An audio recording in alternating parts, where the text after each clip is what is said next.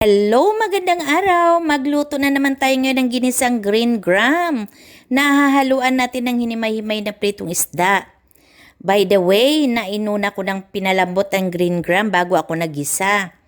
Madali lang ito kasi igisa lang sa bawang, sibuyas, kamatis at isunod na natin ang ating ginayat na pritong isda kagaya niyan. Once okay na, ilagay na natin ang pinalambot nating green gram at haluing mabuti bago natin dagdagan ng konting tubig, panimpla at panghuli ang mga dahon-dahon. Pero ang sa amin, ang ginawa namin, instead ng mga gulay-gulay, ang nilagay namin ay langka.